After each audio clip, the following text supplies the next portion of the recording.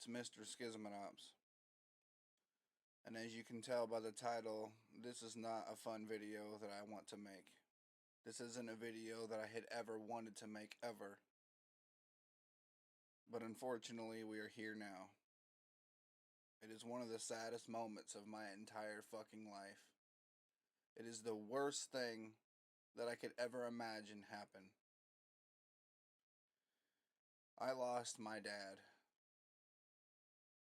The man that I've been living with ever since I was a little kid. The man I've been living with for all this 30 some years of my life, pretty much. Back in 2001, 2002, something like that. My mom and my dad got a divorce. And that's a whole nother story, but I'm going to keep it brief. They got a divorce, and I ended up staying over at my Aunt Linda's house, my dad's sister's house, for a little while. All the way up until basically my grandma passed away, my dad's mom, and she had left some stuff in her will to my dad, a car and a few other things, and we ended up moving to Missouri in 2004 or 5, something like that. I don't exactly remember the year. But ever since then, I have been living with my dad until now, in 2026. Recently, within the last 6 months or a year, my dad has been struggling with medical issues, and we wasn't exactly sure what those medical issues were, all the way up until the last, I'd say, 3 or 4 months of his life. So he had been back and forth in and out of the hospital in my local town where we live at. And we live near Kansas City. And some of the hospitals in Kansas City are a lot better than the hospitals that we have here in my local town.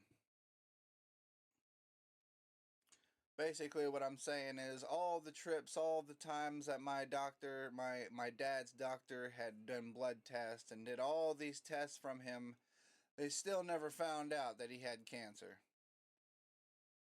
And it wasn't until he had a doctor's appointment that he wanted to go to, but he was going to do it locally, and then we were talking, and we decided, you know what, you need to actually go to the doctors that can find out what's actually wrong with you. So that way, you know, we can figure this thing out and we can find out what's going on with you. That way they can get you the proper medicine and get you back up to health again. That way you can get out, work, and do all these different things that you wanted to do. Well, unfortunately, we ended up getting a lot of bad news. When he went to Kansas City, also the way that we ended up happened to go to Kansas City is because he decided to step outside into the light, and I noticed that inside our house is not exactly very lit up very well, and the lamps and stuff we got give off a yellow hue of light. That way we know it's just kind of like yellowish inside there. So anyway, where I'm getting at is he walked outside and I noticed his skin was so yellow, like almost like Simpsons character level yellow. And I was like, whoa, there's something wrong with you. I didn't realize you look like that inside the house. We need to get you to the hospital like today. And so we went to the local hospital, and they said that they couldn't take his insurance because he's on Medicaid and Medicare, and they wouldn't take his insurance for some stupid reason. I don't know why. Anyway, they found out that KU Medical Hospital accepted his insurance, and so he got shipped with an ambulance all the way up to KU Med. And he had been up there for a long, long time, for I'd say about a month and a half, possibly 2 months in the hospital bed, and he was getting sick of it. Well, come to find out, all the different tests that they did, all the different stuff that they did, they found out that some of these medical things that we had already known about, I've known that he had hepatitis C since 2012-ish, 13-ish. I'm not 100% sure on the year because it's been so long. But he was on some medication called Rivavan to help cure or at least get rid of the hepatitis C. Well, What had happened with that medicine is that it caused anemia, which a lot of hepatitis medicines typically do that, but this one almost killed him. It took his white blood cells down so low to the point where his skin was pale white. This was in 2012. So we're jumping back and forth the year from year, but I'm kind of trying to paint you a picture of how long we've known about certain medical issues with him. So ever since he went to the hospital the first time when we lived in Colorado off of the Rivavan medicine for the hepatitis C, he got really scared and about died from that because he had to have a blood transfusion and a bunch of different things to get him back up to health again, at least feeling good. And so after that scare, he decided, you know what, I'm not even going to worry about that shit anymore. I'm just going to live with this hepatitis C and just say fuck it. If it kills me, it kills me, basically. And I didn't really understand what was truly going on. I mean, I did understand what was going on with all that, but I was like leaving the decision up to him because, again, it's his body, it's his decision, what he really wants to do. I'm not going to like force a grown man to like get medical treatment, even though I should have been a little bit more involved with that situation because of where we ended up 10 years later in the future. With him still having hepatitis C, what had happened was the hepatitis C attacks your white blood cells in general. And with the medication he was taking was making his white blood cells so low to the point where he couldn't stand up or walk around or do anything, which is why he got scared. This is why he stopped taking the medicine. But over a long period of time, now I'm not going to be no medical person. I'm not going to sit here and tell you about different things, but this is all the information that I had gotten from the doctors that told me this is what's going on. This is what happens when you have these medical issues like this. So hepatitis C attacks your white blood cells. Your white blood cells help fight infections inside your body. Well, if your white blood cells aren't exactly up to where they need to be, at some point your body is going to develop infections in spots and areas in your organs and stuff, and things you don't want the infections to be at. So what had happened 10 years later, after he decided to not pursue any more medication for the hepatitis C ended up attacking his liver, which is where we're getting into the point of his yellow skin coming on this year, and the jaundice. It's called jaundice. You get jaundice of the liver and it causes yellow skin, and it's not good. It's basically an infection in your liver, and it can be treated and it can be taken care of, but it's very, very deathly. If you let that continue to go on for a long period of time, it will eventually kill you, which is basically what it was doing to my dad. So the hepatitis C caused a mass in his liver. It was like towards the back end of his liver or towards the connections in the liver. I'm not 100% sure exactly where this mass was, but it was basically a cancer mass. It was a mass like a tumor that was cancerous, that from long exposure of the hepatitis C, it caused these issues in his liver and then caused a whole bunch of other issues. They also found a mass in his lung. He had always been dealing with cough issues. He'd always been coughing, coughing all the time and all kinds of shit. Obviously, I chopped up the coughing to him prolonged smoking cigarettes for a long, long time. You know, he had smoked cigarettes for 10 to 15 years. Obviously, within the last 10 years or 15 years, he had quit smoking cigarettes, which is great. He'd actually started to make steps towards the right direction of, you know, stop the damage to your body over a long period of time. But unfortunately, I don't think the cigarettes had as much as accumulate to a bunch of different things that he had done. He used to sweep out basements without wearing a face mask, and he used to breathe in all that dust and all that nasty shit that you don't want in your lungs, and he did that for many years, and also, you know, that's not good on your lungs. Anyway, back to the original story. They found a mass on his lung. It wasn't growing, but it was just there, and it was an issue that they were going to attack later on. Once they got on top of his liver issues and his hepatitis and they got his jaundice taken care of relatively quick when he was in the hospital.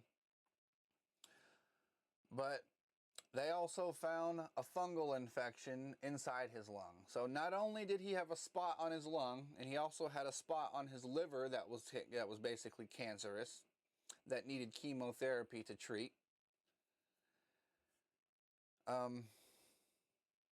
The fungal infection was an infection that was also affecting his breathing and his lung, that they had medication for him to take to help cure and get rid of that.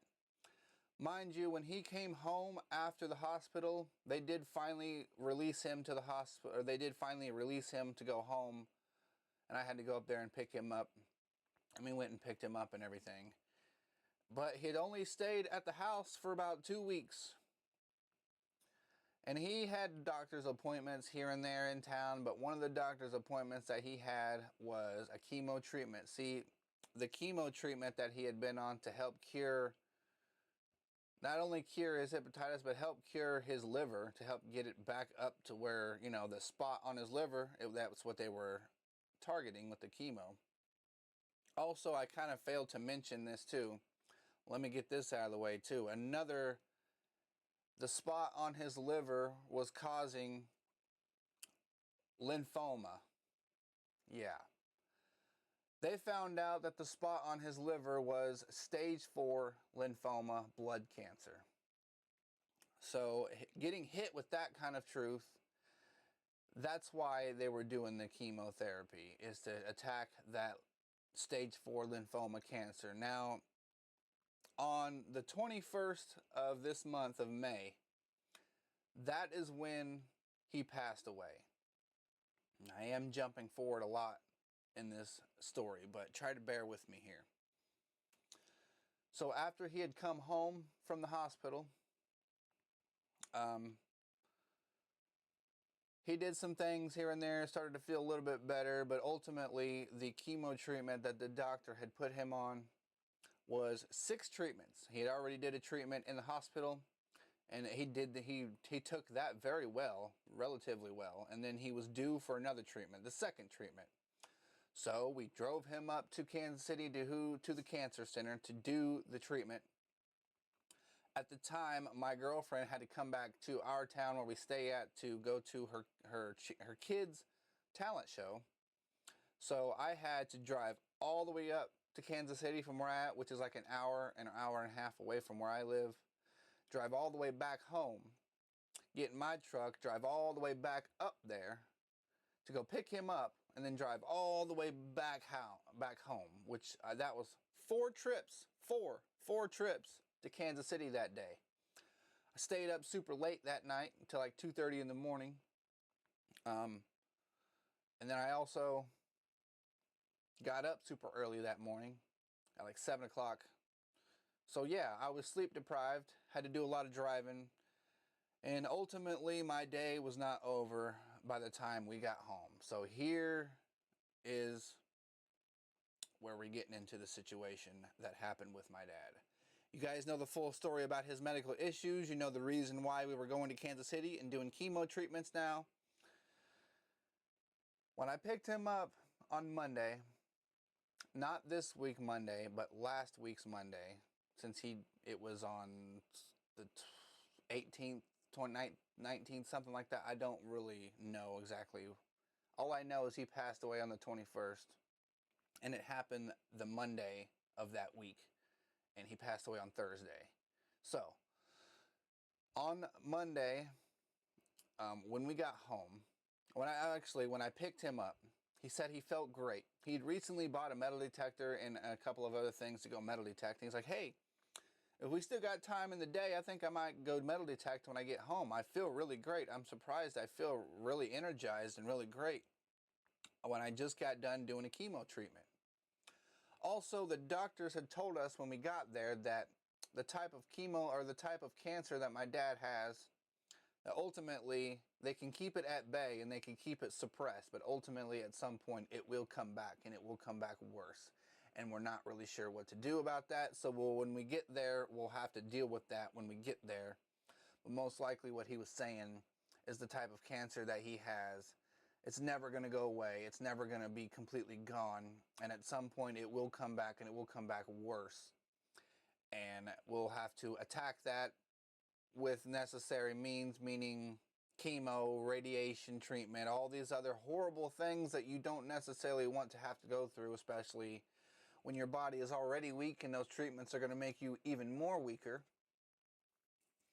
One of the things that the doctor never told me when I was there, and this pisses me off every fucking day I think about it, because the doctor had said he isn't really going to be weak or have any issues until about 2 or 3 days after the treatment.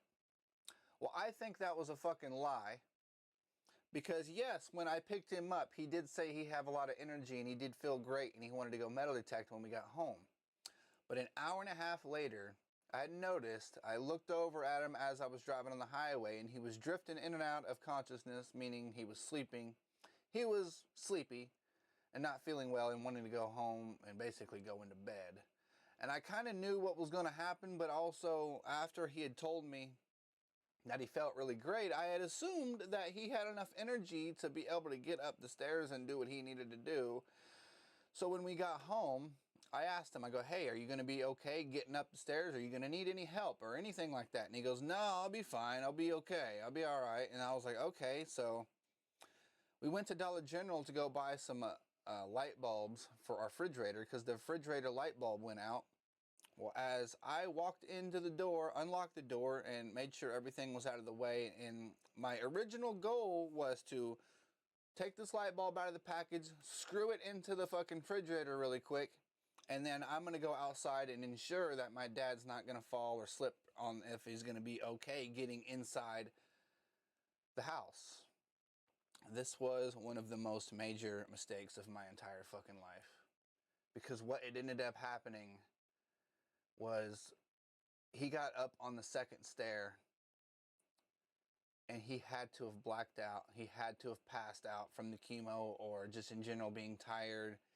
He did have diabetes too. That was another thing that I didn't mention to you. He did have diabetes, and we did go to Subway before we got on the highway to go home, and I got him a 6-inch Subway chicken teriyaki with some stuff on it that he wanted to eat, and he ate the whole thing. And I wasn't sure if he passed out from the chemo treatments or if he passed out from the diabetes from eating the sandwich. I don't know. All I know is when I was inside kneeling down to screw in that light bulb into the refrigerator, all I heard was something like this. And it was a little bit louder than that, but I heard it was like a snap. It was like a pop. I was like, what the fuck was that? Did something just fall? And then as I got up, rushing outside, it hit me almost immediately. I was like, oh, fuck. He had just fell. He just fell on the fucking concrete. And when I walked out there and I looked at him, he fell. He fell on the concrete and his head hit this concrete slab. And it was one of the most worst things of my entire fucking life. It's one of the most horrible things that I could ever imagine happened to him.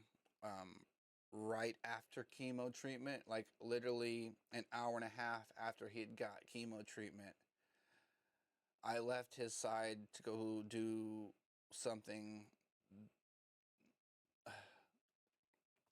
like, this is where we're getting into the point of the video where I feel so guilty about not being there. I feel so horrible about not being on his side helping him. It was just me and my dad there at the time, and I feel like such a neglectful piece of shit son, because I should have been there. I should have fucking been there holding his hand. I should have been there knowing that he was drifting in and out of sleep on the way home, and how could I have not thought that he needed help to get up the stairs?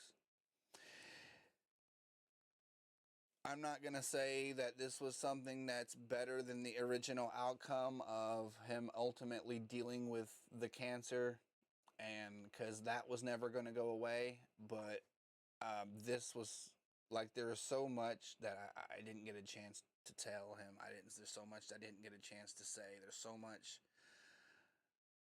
I there is so much that I didn't get a chance to fucking to say to him, you know. And like I don't want to get on here and tell this story and start sobbing and start crying and stuff because I've done enough of that.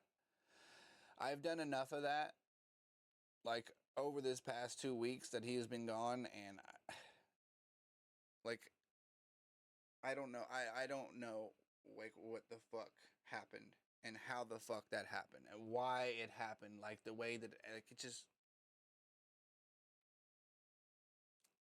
I can't fucking believe it. You know, every day I wake up and I sit back and I think, oh my god, my fucking dad is gone. He's gone. And it could have been something that was prevented, but if like again, if I would have known, if I would have known, if the doctors would have said to me, when he gets done with his chemo treatments, he's gonna be weak. He's gonna be weak, and he might not need, you know, he might need some help getting where he needs to be. And that's another thing. He was so close. He was so close to safety. He was so close to getting inside the house. He was so close to getting in his bed. He was so close to safety. And I left his side to go screw in a fucking light bulb in the refrigerator. I don't fucking get it. But yeah, my dad passed away on Thursday. The injury he sustained was on Monday, right after a chemo treatment. And it's one of the most horrible things of my entire fucking life.